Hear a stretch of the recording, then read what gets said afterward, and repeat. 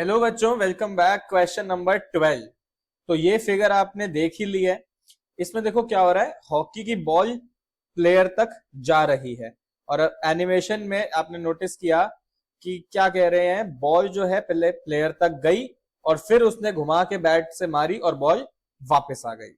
Question भी कुछ इसी तरह का है। A hockey ball of mass 200 ग्राम। जो बॉल है इसका मास है 200 ग्राम। Travelling at 10 metre per second, ये 10 मीटर पर सेकेंड की स्पीड से आ रही थी। Is struck by a hockey stick so as to return it along its original path.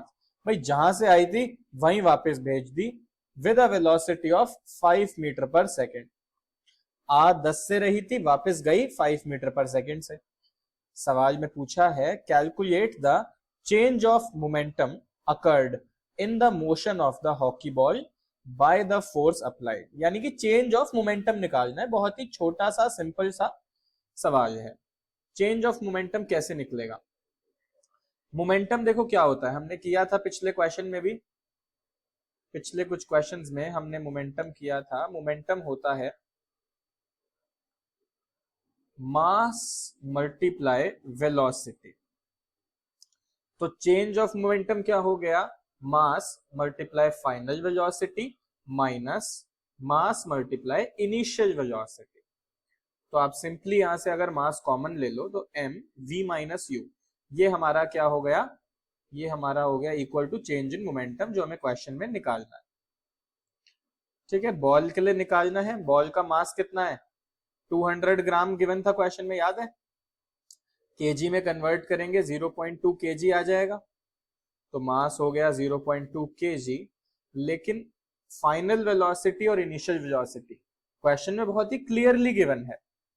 Initial velocity थी 10 और फाइनल वेलोसिटी थी 5। लेकिन अगर आपने ये वैल्यूज पुट कर दी तो गलती हो जाएगी। देखो क्यों? जब वेलोसिटी की बात करते हैं ना, तो डायरेक्शन बहुत ज्यादा मैटर करती है। जब बॉल हमारे प्लेयर के पास आ रही थी तब तो इसकी इनिशियल वेलोसिटी हमने 10 मीटर पर सेकेंड मान ली। लेकिन बाद में जब इस प्लेयर ने बॉल को हिट किया और ये ऑपोजिट डायरेक्शन में वापस गई, तो इसकी जो फाइनल वेलोसिटी है ये 5 मीटर पर सेकेंड है तो सही, लेकिन इसके साथ एक नेगेटिव का साइन लग जाएगा। क्योंकि वेलोसिटी में डायरेक्शन मैटर करती है।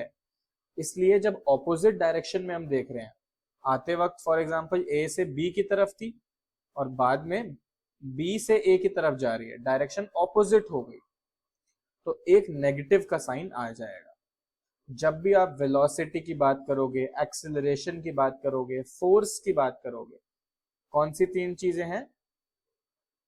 जब भी देखो आप अगर वेलोसिटी की बात कर रहे हो, एक्सेलरेशन की बात कर रहे हो या फोर्स की बात कर रहे हो ना, तो अगर दो ऑपोजिट डायरेक्शन में चीजें हैं तो एक को हम पॉजिटिव लेंगे, एक को हम नेगेटिव लेंगे।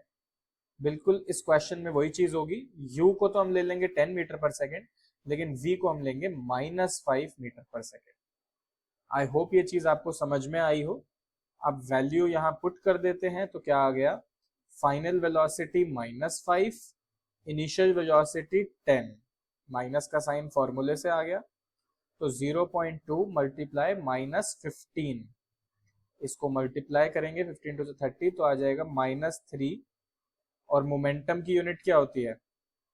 KG metre per second.